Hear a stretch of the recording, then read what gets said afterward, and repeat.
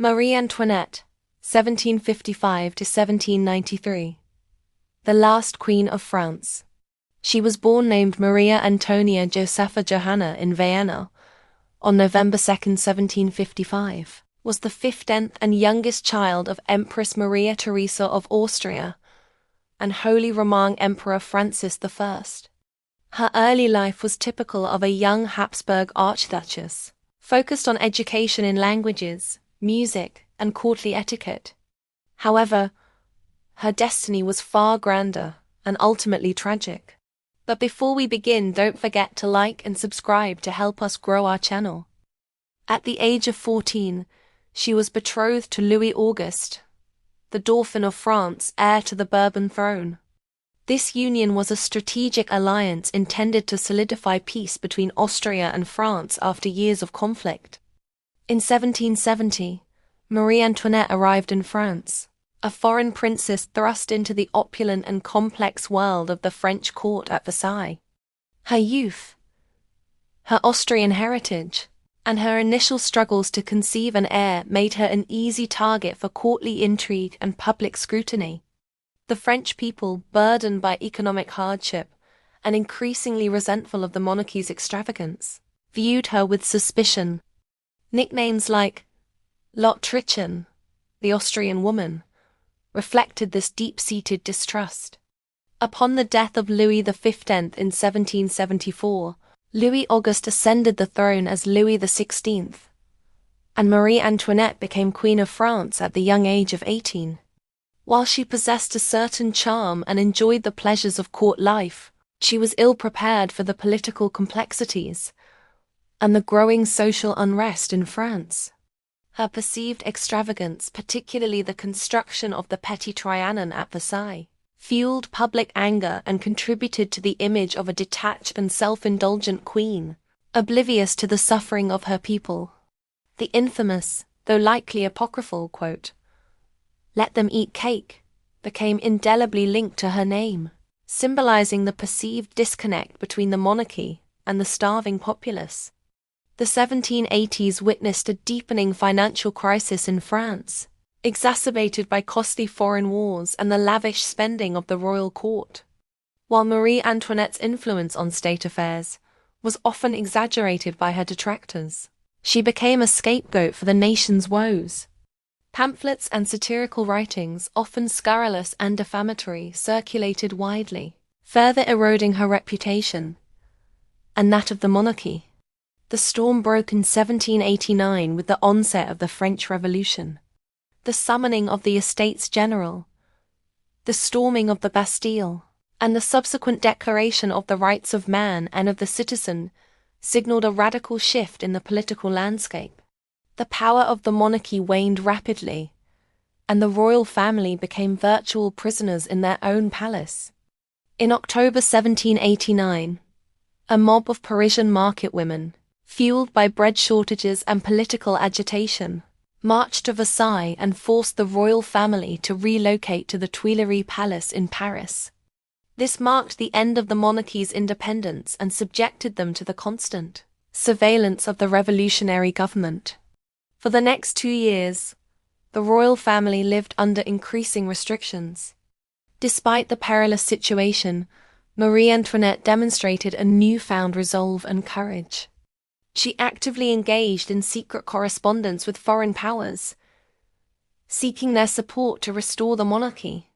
The failed flight to Varennes in June 1791, an attempt by the royal family to escape Paris and rally counter-revolutionary forces, further alienated them from the French people and solidified the perception of their disloyalty. With the declaration of war against Austria in April 1792, the situation became even more critical for Marie Antoinette, the sister of the Austrian emperor. The monarchy was formally abolished in September 1792, and France was declared a republic. The royal family was imprisoned in the Temple, a medieval fortress in Paris.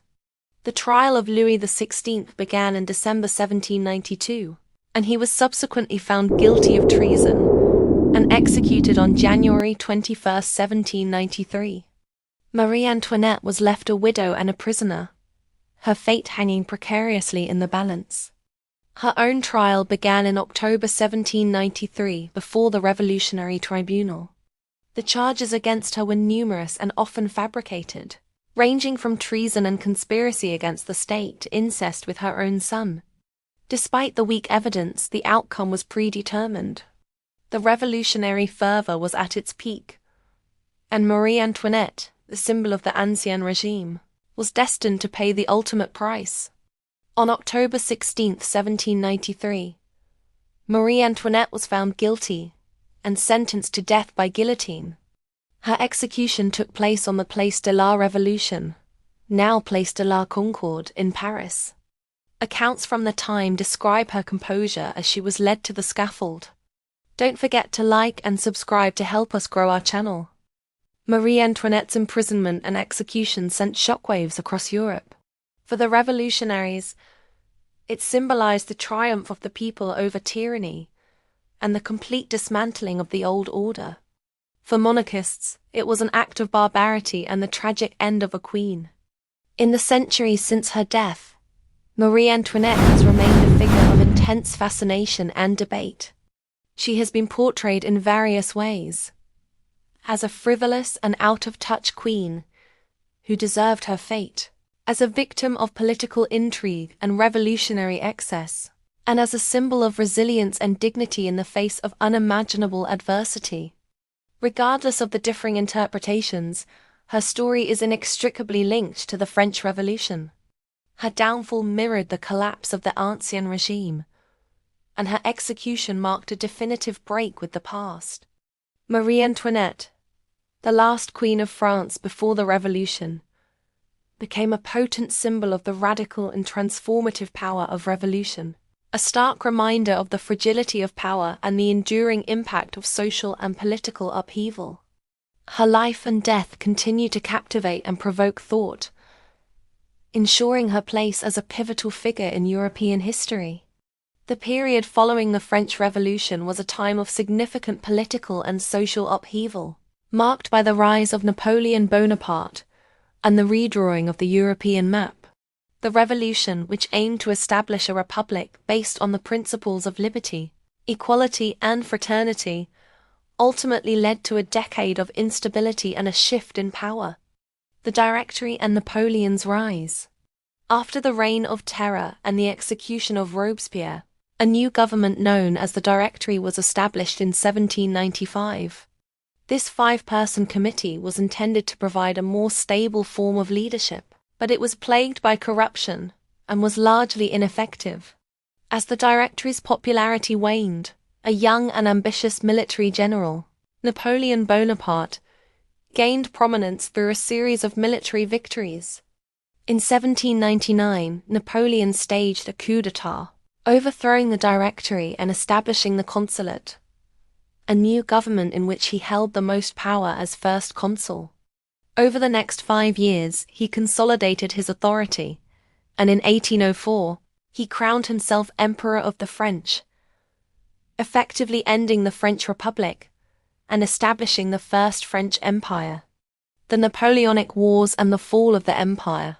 Napoleon's rule was characterized by a series of wars across Europe, known as the Napoleonic Wars. His military genius led to the conquest of vast territories, expanding the French Empire and spreading the ideals of the French Revolution, such as the Napoleonic Code, which reformed legal systems. However, his ambitions ultimately led to his downfall. A disastrous invasion of Russia in 1812 severely weakened his army, and a coalition of European powers including Great Britain, Russia, Prussia, and Austria mobilized against him. In 1814, Napoleon was defeated and exiled to the island of Elba. The Bourbon monarchy was restored with Louis XVIII, the brother of the executed King Louis XVI, taking the throne. However, Napoleon escaped from exile in 1815 and briefly returned to power during what is known as the 100 Days. He was finally defeated at the Battle of Waterloo and exiled for a second and final time to the remote island of St. Helena, where he died in 1821. the Congress of Vienna and a new European order. Following Napoleon's final defeat, European leaders convened at the Congress of Vienna, 1814 to 1815, to restore order to the continent. The main goals of the Congress were to re-establish the balance of power, restore monarchies, and prevent future French expansion. The decisions made at the Congress of Vienna reshaped the political map of Europe and helped maintain a fragile peace for nearly a century. This era, known as the Concert of Europe, saw a period of relative stability, but also led to the suppression of liberal and nationalist movements that had been inspired by the French Revolution. Here's a quick overview of the rise and fall of Napoleon Bonaparte. Napoleon. Rise and fall of one of the most influential characters in history. In 5 minutes, this video provides a succinct summary of Napoleon's career, from his rise during the Revolution to his ultimate defeat. Don't forget to like and subscribe to help us grow our channel. Thank you for watching, and ring that bell to receive notification on new videos.